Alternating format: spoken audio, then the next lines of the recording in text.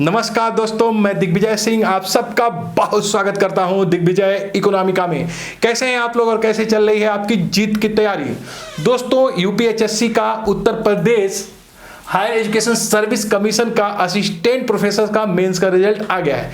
मैं जानता हूं कि आप सभी लोग इंटरव्यू की प्रिपरेशन कर रहे हैं और बहुत से लोग, बहुत से व्यूअर, बहुत से एस्पिरेंट ये चाह रहे थे कि मैं इंटरव्यू को ध्यान में रखकर एक वीडियो अपलोड करूं जिससे आपको पता लग जाए कि इंटरव्यू की प्रिपरेशन किस दिशा में और किस तरीके से करना है। तो ये वीडियो इंटरव्यू के ऊपर फोकस है। पूरे वीडियो को बिल्कुल लास्ट तक देखिए।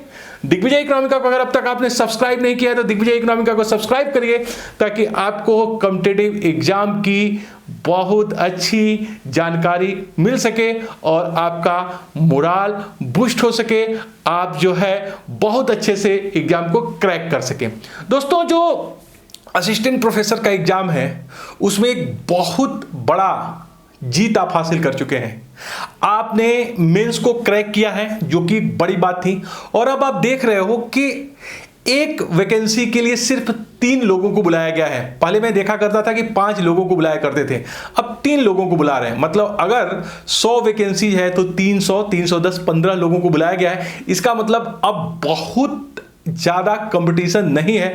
आपकी सेलेक्ट होने की प्रोबेबिलिटी 1/3 ऐसे ही है और आप थोड़ा सा ध्यान रखिएगा तो नो डाउट आप इस अच्छे एग्जाम में जरूर क्वालिफाई करिएगा। मैं इस बात को हमेशा कहता हूं कि एक सिविल सर्विसेज एस्पिरेंट को जो एक आईएएस या पीसीएस बनना चाहता है उसके लिए एक बहुत अच्छा अल्टरनेटिव चॉइस है असिस्टेंट प्रोफेसर की नौकरी।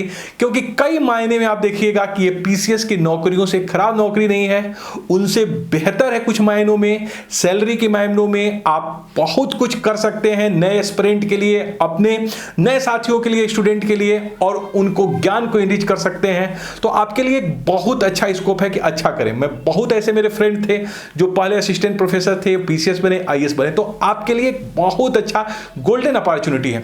आप जानते हो कि जो आपने मेंस क्वालिफाई किया है ना, वो आपने 70 क्वेश्चन अपने सब्जेक्ट का किया था और 30 क्वेश्चन जीएस का किया था और कुल मिला के ये 200 नंबर का था।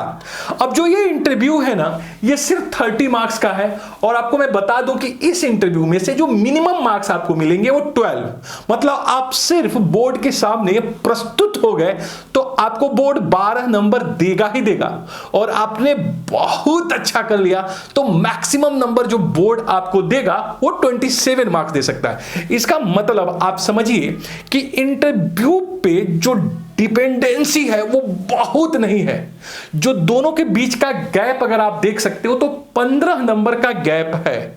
और अगर आप मेन क्वालिफाई किए हो तो नो डाउट कुछ अच्छा जरूर बताओगे। तो 17 नंबर, 16 नंबर, 18 नंबर, इसके नीचे नंबर मिलने की संभावना बहुत कम होती है। तो अब आपको क्या करना है ताकि आपको 22, 24, 25 नंबर मिले, इसके लिए किन किन बातों का ध्यान रखना है। सबसे पहले मेरा यह सजेशन है आपको कि आप अपने विषय के कॉन्सेप्चुअल क्लियरिटी पे बहुत ज्यादा फोकस करिए। सबसे बेहतर स्ट्रेटजी यह है कि आप अपने दोस्तों के साथ एक ग्रुप बनाइए। जैसे मान लीजिए कि आप इकोनॉमिक्स के असिस्टेंट प्रोफेसर के लिए जा रहे हैं, आप हिस्ट्री के लिए जा रहे हैं, आप सोशियोलॉजी के लिए जा रहे हैं, आप संस्कृत के लिए जा रहे हैं, आप पॉलिटिकल साइंस के लिए जा रहे हैं, आप बॉटनी के लिए जा रहे हैं, इंग्लिश के लिए जा रहे हैं, जूलॉजी के लिए जा रहे हैं। तो जो आपके फ्रेंड सर्किल में लोग जो इंटरव्यू देने जा रहे हैं उनके साथ एक ग्रुप बनाइए। और सबसे इंपॉर्टेंट होता है इंटरव्यू में ग्रुप डिस्कशन। आप ग्रुप डिस्कशन को जरूर ध्यान में रखिए।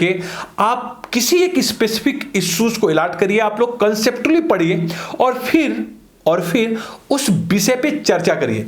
इंटरव्यू बोर्ड में आप देखते हैं कि जब असिस्टेंट प्रोफेसर का इंटरव्यू होता है तो वहां पे आपको कॉन्सेप्चुअल प्रश्न ही ज्यादा पूछे जाते हैं और आपसे एनालिटिकल रिव्यू माना जाता है कि आप किस तरीके से किसी भी प्रश्न को एनालिटिकल तरीके से आप समझा पाते हैं। तो आपको क्या करना है, पहला काम, एक आपको ग्रुप डिस्कशन करना है। कॉन्सेप्चुअल क्लियरिटी करिए, ग्रुप में डिफरेंट इश्यू के ऊपर, डिफरेंट इश्यूज के ऊपर वाद विवाद करिए।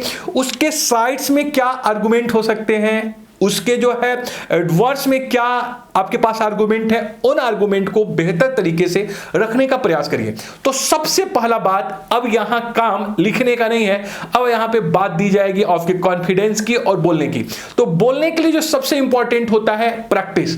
प्रैक्टिस जो है आपको परफेक्ट बनाएगा और इसके लिए आपको ज्यादा से ज्यादा अपनी बातों को एक सामने बोर्ड के सामने रखने के लिए एक आप जो है डमी एटमॉस्फेयर क्रिएट करिए। अगर आपके पास ऐसे दोस्त नहीं है जो इंटरव्यू देने जा रहे हैं तो आपके कुछ ऐसे दोस्त जरूर होंगे जो कि आपके साथ पढ़े होंगे, उनके साथ आप ग्रुप डिस्कशन करिए, वो लोग आपसे क्वेश्चन पूछे और आप बताने का प्रयास करिए एक उसी तरह के एटमॉस्फेयर में जिस एटमॉस्फेयर को आप वहां पे फेस करने वाले हैं। तो सबसे पहला मेरा सजेशन यही है कि आप अपने सब्जेक्ट की कॉन्सेप्टुअल क्लियरिटी जरूर करिए। कॉन्सेप्टुअल क्लियरिटी के बाद आप एक इंटरव्यू बोर्ड का एटमॉस्फेयर क्रिएट करिए और वहां पे बोलने की करिए प्रैक्टिस। ये रहा हमारा सबसे पहला आपके लिए सुझाव। दूसरा सुझाव क्या है? दूसरा सुझाव है कि आप अपने कॉन्फिडेंस लेवल को बनाए रखिएगा। इंटरव्यू में बहुत हद तक जो आपकी फिजिकल अपीयरेंस है वो दिखाती है कि आप किस तरह से चीजों को टैकल करने वाले हैं। तो आप जो है अपने बोलने में स्माइल थोड़ा सा रहे, आपको चीजों को आप बहुत ज्यादा हेक्टिक तरीके से न लें। अगर आपको कोई क्वेश्चन नहीं आएगा तो बड़े इत्मीनान से बड़े कॉन्फिडेंस के साथ सॉरी बोल दीजिएगा, लेकिन आप गलत आंसर को करने से बचिएगा। कई बार मैं देखता हूं कि एस्पिरेंट गलत चीजों पे भी बात करने लगता है, जो कॉन्सेप्ट उसको नहीं पता है उस पे भी वो बात करने लगता है। इससे आपको प्रॉब्लम हो सकती है, इसलिए कॉन्फिडेंस के साथ रहिए। अगर आपको क्वेश्चन का आंसर नहीं आ रहा है, इंटरव्यू जो क्वेश्चन पूछ रहे हैं उसको आप सही तरीके से नहीं समझ रहे हैं, तो उसके लिए सॉरी बोलना सबसे बेहतर विकल्प है। आप उसको गलत बताने से बचिएगा। दूसरा चीज, कभी भी क्वेश्चन बताते समय एक्सट्रीम पे मत जाइएगा। कई बार क्या होता है कि कुछ लोग एक्सट्रीम पे चले जाते हैं। कभी भी एक तरफा आंसर नहीं होना चाहिए।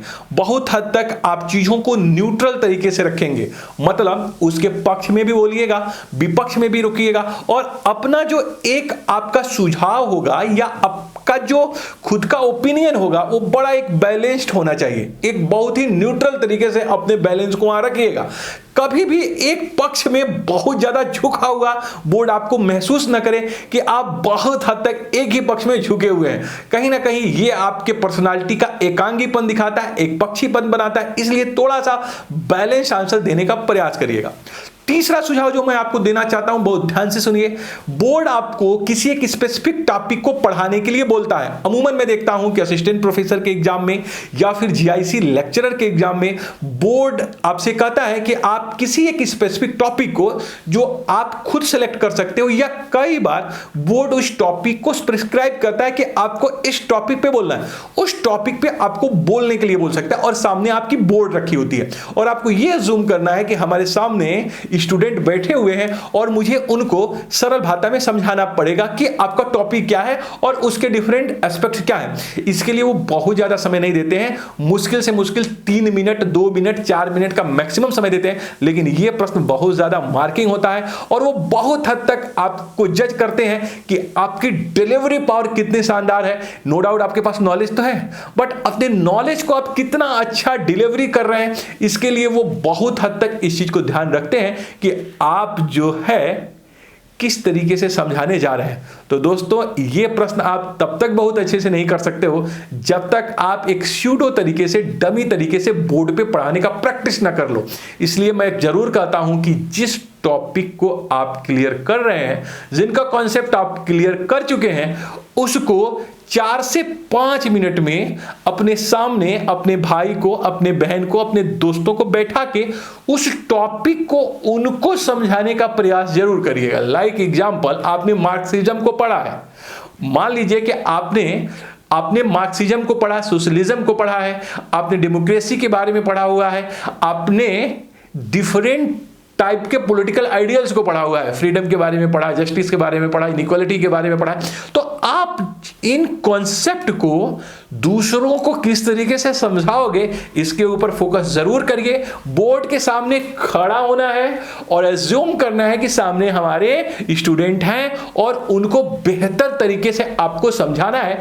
5 मिनट का समय लीजिएगा और अपने डिलीवरी पावर को जज करिएगा कि आप कितने अच्छे से एस्पिरेंट को, स्टूडेंट को समझा ले रहे हो। अगर आप इस चीज में सफल होंगे तो इंटरव्यू में में सेलेक्ट होने की प्रोबेबिलिटी 90% होगी। इसलिए जो भी आपका सब्जेक्ट है उसमें जो भी इंपॉर्टेंट टॉपिक्स हैं उनको समझिए, उनके ऊपर एक अंडरस्टैंडिंग बनाइए और उस अंडरस्टैंडिंग को डिलीवरी करने का आज ही से प्रयास शुरू करिएगा।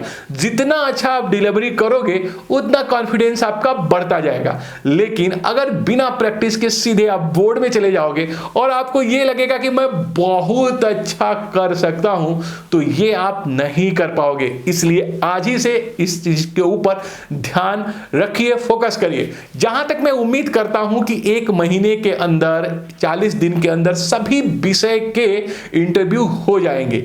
इसलिए आप लोगों से मेरा विनम्र आग्रह है कि किसी भी बात विवाद में न पड़िएगा। किसी भी दोस्तों से झगड़ा लड़ाई घर परिवार में बिल्कुल करने की आवश्यकता नहीं है। जितना ज्यादा आप कूल रह सकोगे, जितना बेहतर तरीके से जीवन को इधर जी लोगे शांतिपूर्वक, उतना ज्यादा आपका माइंड आपका साथ देगा। इसलिए किसी से उलझिए मत, किसी भी बात के लिए लड़िए ना, पॉलिटिकल डिबेट में मत पड़िए कि 10 तारीख को कौन आ रहा है, इससे आपका कोई मतलब नहीं है। अभी आप सिर्फ अर्जुन की तरह लक्ष्य के आंख पे निशाना रखिए और अपने कॉन्फिडेंस को बढ़ाइए। थोड़ा सा आप लोग सामयिक घटनाओं को भी ध्यान में रखिएगा। कई बार बोर्ड आपसे सामयिक घटनाओं पर भी प्रश्न पूछ लेता है। जैसे रसिया यूक्रेन में जो घटनाएं चल रही हैं वो कई सब्जेक्ट में पूछी जा सकती हैं। तो रसिया यूक्रेन क्राइसिस क्या है, इंडिया के इकोनॉमिक इंपैक्ट उस पर क्या पड़ सकते हैं, फ्यूल क्राइसिस आ सकती है, एलपीजी के प्राइसेस बढ़ सकते हैं। ये तमाम ऐसी करंट की चीजें हैं जो भी आपसे पूछी जा सकती हैं। तो आप अपने विषय पे तो ध्यान देंगे ही देंगे, बट कुछ टाइम करंट अफेयर्स के लिए कुछ ऐसे सामयिक घटनाओं पर भी देंगे। और सबसे बड़ी बात कि अभी से आप पॉजिटिव रहिए। पॉजिटिव एटीट्यूड ही आपको सिलेक्शन दिलाएगा। मैं हमेशा कहता हूं कि हमेशा पॉजिटिव रहिए। और सबसे बड़ी बात, जो आपके देवी देवता हैं आपके घर में, माँ और बाप, उनका आशीर्वाद मत लीजिए, हमेशा लीजिए। उनका आशीर्वाद हमेशा ही आपके साथ होता है, वो कभी जाया नहीं जाता है। किसी के सामने सर झुकाओ या ना झुकाओ, लेकिन प्रत्येक दिन अपने माता पिता का वंदन करिए, चरण स्पर्श करिए, उनसे आशीर्वाद लीजिए। उनका आशीर्वाद कभी भी जाया नहीं जाता है। नो डाउट इस परीक्षा में आप बहुत अच्छा करेंगे। पॉजिटिव बने रहिए, किसी को हर्ट मत करिएगा और कभी भी अपने सेल्फ रिस्पेक्ट के साथ समझौता मत करिएगा। पॉजिटिव बने रहिए, पढ़ते रहिए, लिखते रहिए। हम कुछ बड़ा करेंगे, हम कुछ अच्छा करेंगे। आओ कुछ करके दिखाएं, आओ कुछ बन के दिखाएं। Thank you so much for watching Digvijay Economica. God bless you dear friends.